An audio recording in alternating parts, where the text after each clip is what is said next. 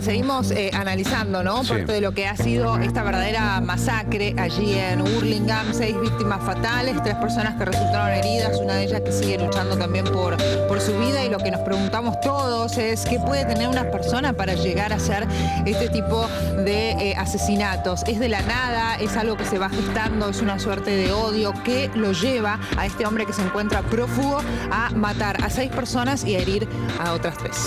De eso vamos a hablar ahora con el doctor Luis Krach para que nos explique un poco, a ver, los vericuetos de la mente humana y cómo se puede llegar a esto. Luis, gracias por estar, como siempre, un placer. ¿Cómo están? Bienvenido.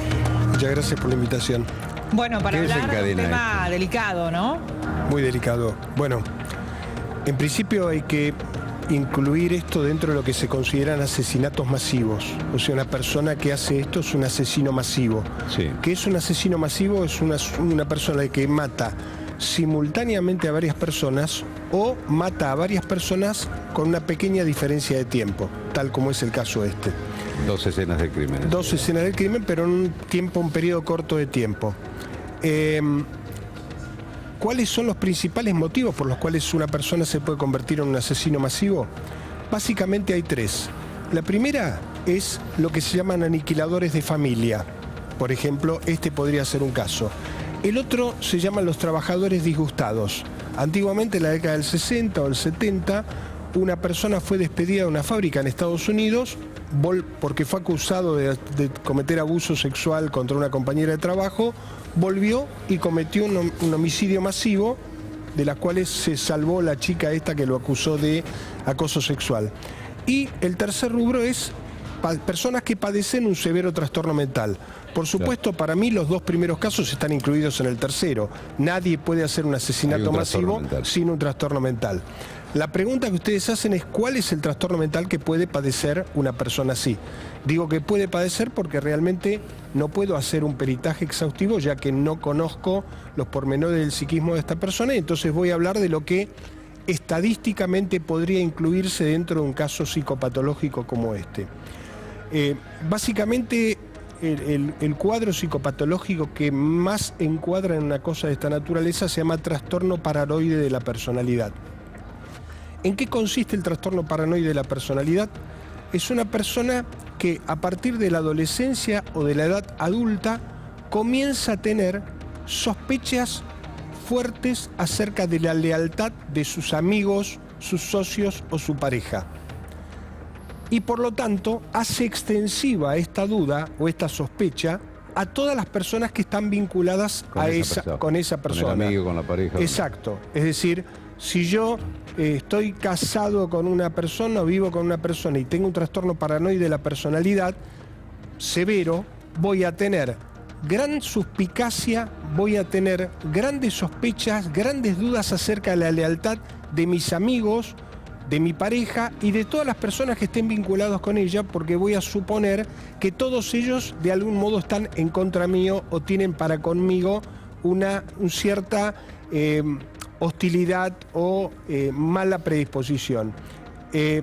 Por otro lado, perdón, quería hacer una pregunta, Claudio, adelante. Sí, eso está vinculado también lo que hablamos el otro día con la baja autoestima de esa persona. Sí, por supuesto que sí. Cuando una persona tiene esa suspicacia y esa sospecha, es porque está dudando acerca de la lealtad, porque no se siente valorado suficientemente como para confiar en sus amigos, en su pareja, etcétera, etcétera.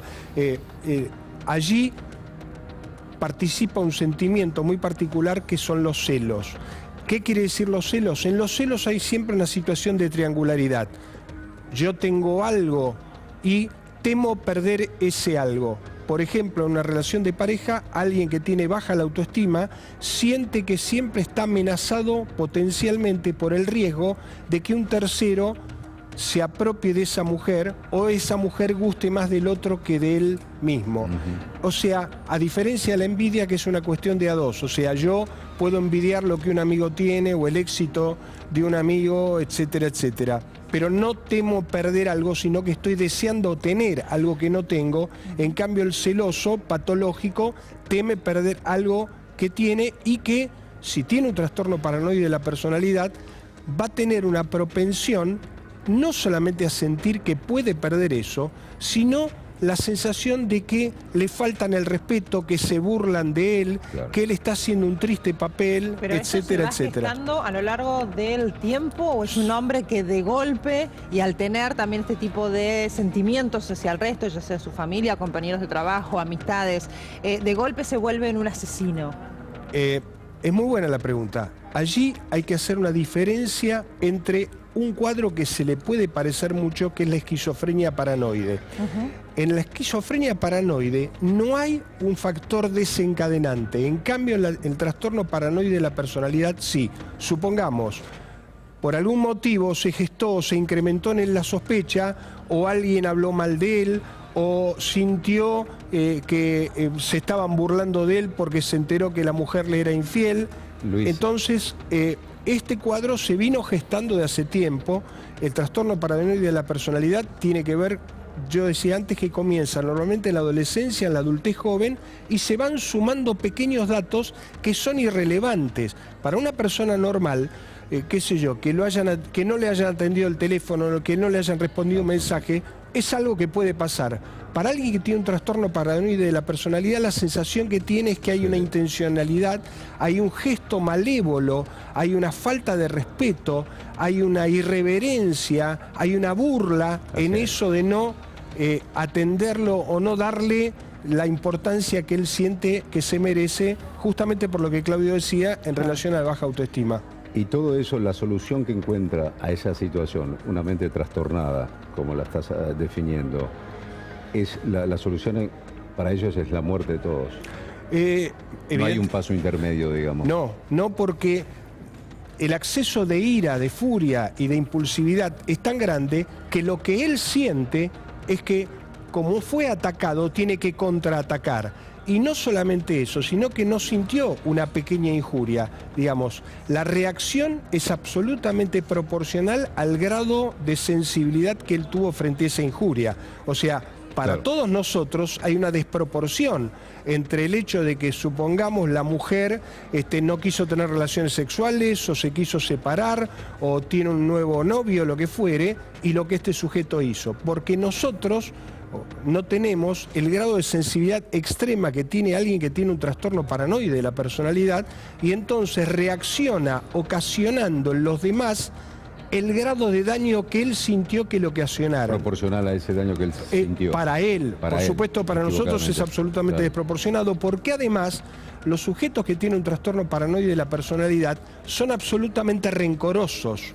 O sea, en ese momento, para él, se le hicieron presentes una cantidad de rencores, de broncas, de humillaciones que él cree haber sentido por parte de todos los familiares, no sé, sus cuñados, sus cuñadas, todos aquellos que de algún modo estaban vinculados afectivamente a la pareja. Y además hay otra intención que es, te voy a hacer daño, el máximo daño extremo, donde yo sé que te va a doler. No es que muchas veces, creo que hace unos años, hubo una mujer que mató a su propio hijo porque el marido la había abandonado. O sea, Sí.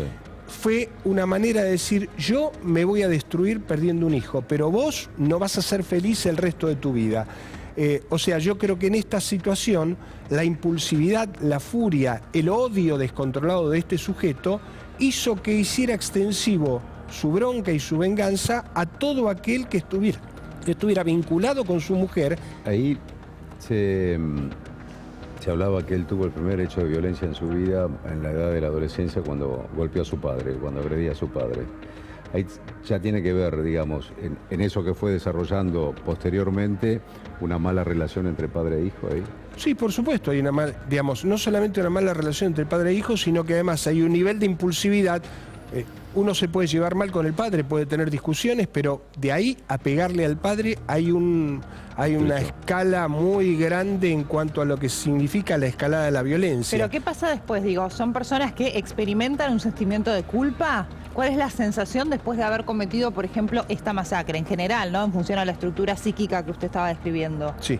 En general no tienen sentimiento de culpa porque sienten que están haciendo justicia, Claro. desde su perspectiva. O sea, nosotros tenemos que entender que en determinado acto, determinado suceso, se presta como mínimo a dos interpretaciones: la del sujeto que llevó adelante este acto y la de la sociedad que condena o considera repudiable una cosa semejante. Desde él no tiene sentimiento de culpa, él está haciendo justicia, él está reafirmando su validez como persona, porque siente que fue sometido a injurias por parte de la pareja, por parte de los familiares de la pareja, que quizás él, en su visión paranoide y persecutoria de la cosa, creyó que la mujer estaba influenciada por la familia, Claro. imponiéndole una especie de alejamiento de él. Muchas veces pasa esto de que de pronto una persona no quiere quiere interrumpir una relación de pareja y entonces uno tiene la sensación de que ha sido influenciado por los amigos, por los familiares, Por el entorno, digamos. por el entorno. Y entonces la sensación que tiene es, bueno, yo no solamente la voy a matar a ella porque si no es mía no va a ser de nadie, sino que además voy a matar a todos aquellos que contribuyeron a mi infelicidad, haciendo que ella me odiase, me despreciase, porque ella estaba bajo la influencia familiar. Luis, Claro. y en este tipo de mentes trastornadas, después que cometen la masacre como la de hoy, ¿puede ser que esta persona tome la decisión, las estadísticas no sé cómo indican, de quitarse la vida, o no lo hacen porque ellos creen que han hecho un acto de justicia? Eso depende, digamos, allí hay que diferenciar, como decía yo antes, entre lo que sería una esquizofrenia paranoide, una persona que es psicótica, y un trastorno paranoide de la personalidad. Cuando una persona tiene una esquizofrenia paranoide, tiene delirios poco estructurados, puede cometer una situación de esta naturaleza sin que haya un factor desencadenante, hay trastornos disociativos de la personalidad y con el tiempo se va produciendo un deterioro de la personalidad porque es una enfermedad que evoluciona por brotes. En cambio, el trastorno paranoide de la personalidad siempre hay un factor desencadenante, no hay ideas delirantes, o sea, no hay delirios, y si los hay, son delirios sistematizados. ¿Qué quiere decir? Que esta persona va a poder justificar racionalmente por qué hizo todo lo que hizo. Él va a tener una explicación racional.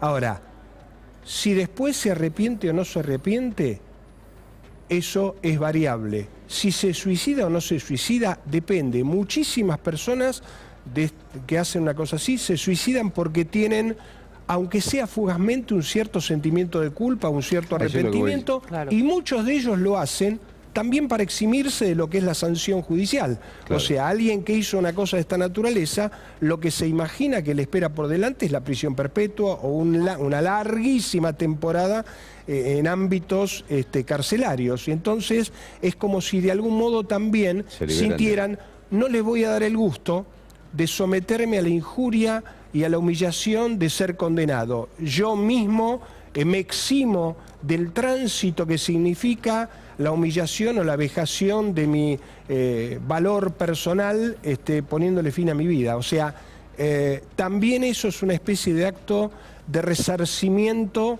de la autoestima, porque evidentemente viven como injurias tremendas, cosas que no son tales. Realmente no son así. Por yo me preguntaba, esa mente trastornada que comete la masacre, digo, hay en esa mente como una especie de cortocircuito que lo lleva a otra realidad que es la realidad de la razón, digamos. Sí. Es lo que vos decías recién, se asoma un momento, un sentimiento de culpa diciendo, uy, ¿qué hice? Exacto. Pero en el momento de, digamos, allí la persona, yo creo que la persona que comete un homicidio está loca, tiene una alteración del criterio de realidad. No es una manera de resolver ninguna clase de conflictos, Para obviamente. Lo que pasa es que allí yo tengo una especie de crítica hacia muchos abogados penalistas. No quiero ser irrespetuoso con los abogados penalistas, pero la sensación que tengo muchas veces, no en este caso, es que muchos abogados penalistas, lejos de hacer su función, que sería que toda persona sea sometida a un juicio justo Y respetando los derechos de y esa persona. respetando los derechos, emplean su inteligencia para buscar argumentaciones de transformar a alguien fácilmente en inimputable y encontrar justificativos para su accionar ilegal. Entiendo de que si yo cometiese un delito grave, probablemente apelaría a buscar un abogado que me eximiese de la responsabilidad. Pero yo, digamos, como espectador, veo que lamentablemente muchos abogados utilizan una inteligencia extraordinaria para llegar a argumentar cosas que son casi insostenibles. Es más, yo algunas veces pensé que si tuviera que haber una modificación del Código Penal, yo convocaría a esos abogados para que le enseñen a los que redactan las leyes cuáles son los lugares por los cuales uno se puede filtrar. Para evitar esos vericuetos. Para evitar eso, porque nadie mejor que un especialista en hacer eso. Bueno, los especialistas justamente a los que hace referencia el doctor, son aquellos también que intentan llevar toda la estrategia de la defensa hacia el lugar de la inimputabilidad y por lo tanto buscan rearmar el hecho, rearmar el caso de manera tal de hacer pasar a su paciente por un paciente psiquiátrico y evitar que vaya a la cárcel. Por supuesto que existen cuadros específicos de inimputabilidad. Justamente la última vez que estuvimos juntos, yo hablaba respecto de la importancia que para mí tiene la participación de especialistas en salud mental, quienes son las personas capacitadas para diagnosticar la inimputabilidad. No es lo mismo, no tiene que ver solamente con la cuestión de la edad. O sea, una persona de 50 años que está psicótica o una persona que tiene 80 años que tiene un Alzheimer es inimputable a pesar de que tiene 80 años. Ahora, una persona que por ahí tiene 15 años muy bien podría ser imputable porque si tiene conciencia de la criminalidad de sus actos y no obstante ello los está llevando a cabo, tiene cierto nivel de imputabilidad. O sea, con esto lo que quiero decir es, no tengo una decisión absolutamente tomada respecto de bajar o no bajar la edad de la inimputabilidad. Creo que es algo que hay que debatirlo mucho y que además hay que verlo en cada caso en particular. Este caso, por supuesto, que esta persona que llevó adelante esto tiene un trastorno severo de la personalidad. Cuando yo digo trastorno paranoide de la personalidad, no estoy diciendo que es un neurótico que puede tener puede someterse a una psicoterapia psicoanalítica porque tiene algún conflicto de felicidad. ¿Es recuperable una persona con el trastorno de personalidad? ¿Si es recuperable? Sí, depende. Si tiene conciencia de enfermedad, si hace un tratamiento. Además, en casos como estos, hay una mezcla explosiva entre un trastorno paranoide de personalidad con un alto nivel de impulsividad. Yo puedo ser muy suspicaz, puedo suponer que mi pareja, conjuntamente con sus hermanos, etcétera, etcétera, tienen una actitud displicente hacia mí, me odian, me combaten, y no obstante ello no voy a llevar adelante un acto tan virulento como la de cometer un asesinato masivo. Para eso hace falta un nivel de impulsividad, una capacidad de pasaje al acto, de acción, muy alto, que obviamente eso es algo que hay que mensurar porque eso hace al pronóstico de un cuadro. Con algo característico también, y es que en este caso el hombre va hacia uno de los domicilios, asesina a 3 de sus víctimas, hiere a otras, y después hay una suerte de impasse donde levanta el teléfono, llama a los familiares de la pareja, a quien había matado hace algunos segundos nada más, y le dijo que había tenido un accidente, que se preparen para ir al hospital, ¿sí? En ese momento entonces armó una estrategia, los interceptó, los fue a buscar a la casa y a una cuadra y media prácticamente del lugar donde vivían. Allí también asesina al resto de la familia. Pero digo, hay claramente una planificación. Sí, para mí cometer un homicidio es un acto psicótico, en el sentido de que viola el criterio de realidad. Pero no necesariamente el sujeto que está cometiendo un homicidio es un psicótico. O sea, esta persona, obviamente, como vos decís, no rompió con el criterio de realidad, no tenía una idea delirante, no decía un esquizofrénico puede matar a sus familiares porque siente que están poseídos por el diablo, tiene una idea delirante y lleva adelante un homicidio producto llevado por esa idea delirante. Muchos ejemplos cuando dice yo escuchaba una voz que me decía por ejemplo, eso es un esquizofrénico que de pronto dice yo escuchaba una voz que me dijo vos podés volar y abrí la ventana y me arrojé al vacío creyendo que iba a volar. Pero allí hay una pérdida del criterio de realidad. ¿Qué es el criterio de realidad? El criterio de realidad es la capacidad de mantener empatía con los criterios de realidad social. En cambio, el sentido de la realidad es algo diferente. Por ejemplo, Si nosotros vamos y tomamos algo de alcohol, nos vamos a reír de pavadas, vamos a tener alterado el sentido de la realidad, no el criterio de realidad. El psicótico tiene alterado el criterio de realidad. El sujeto que tiene un trastorno paranoide de la personalidad tiene alterado gravemente el sentido de la realidad, porque yo decía que frente a hechos nimios le otorga a ellos, a esos hechos, un valor extraordinario, una falta de respeto. Yo fui y entonces no me saludaron, o estaban comiendo. Sí, a todo eso le da un valor superlativo negativo para él. Negativo para él, como si hubiera una especie de conspiración familiar en contra de sus intereses, que era ser feliz con esta mujer, y él consideró seguramente que toda la familia, todos los familiares eran aliados de la mujer en contra de sus intereses. Y entonces la venganza no podía reducirse solamente a la mujer, sino a todos aquellos que, según él, paranoidemente, contribuyeron a su infelicidad. El hecho de que no existían amenazas o que no existían denuncias, al menos tengo entendido que una sola, y no por violencia de género, sino que porque en su momento le habría quitado el arma o el chaleco antibalas a la novia. Digo, el hecho de que sea sorpresivo, porque también hemos visto otro tipo de casos en los cuales la víctima se ha cansado de hacer denuncias y finalmente la justicia nunca llega y la otra persona termina cometiendo un asesinato. Pero digo, comparando esos casos en los que sí hay antecedentes y aquellos en los que no, ¿por qué se da esto? Esto se da, en general, el trastorno paranoide de la personalidad siempre tiene una actitud amenazante de que determinada información no trascienda. ¿Por qué?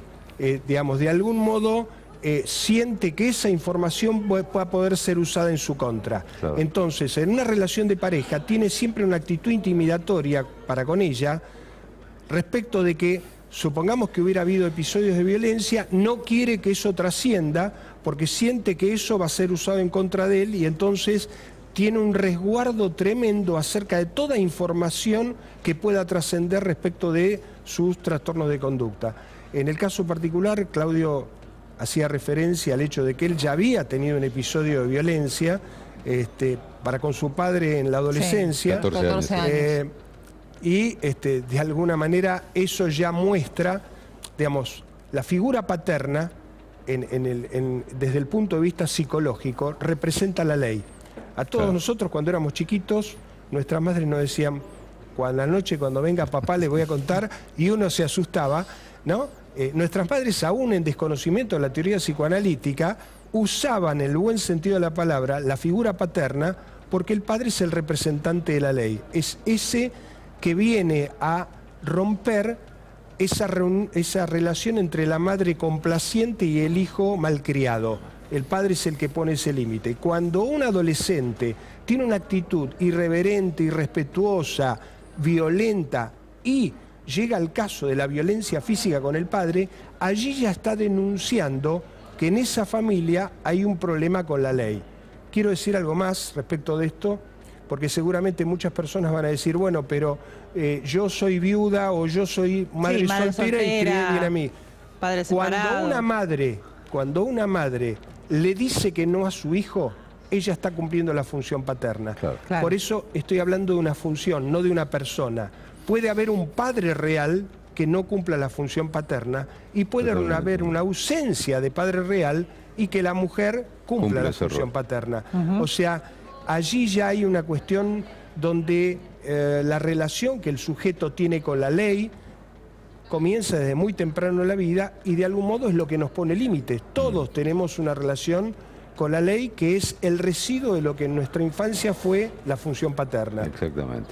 Claro. Y lo que te preguntaba recién, el hecho si esa persona es recuperable, digamos, diciendo, detienen a esta persona. Si bien lo tienen y lo condenan, va a estar muchos años en la cárcel, pero esa personalidad, digo, ¿es recuperable o siempre va a quedar ese resabio de ese trastorno de personalidad en él? Todo depende, digamos. Si una persona tiene cierta conciencia de enfermedad, tiene cierta conciencia de que lo que hizo fue algo grave, obviamente allí hay un pequeño espacio. Doctor, tenemos una información de último momento, ya seguimos, ¿eh? Ya seguimos.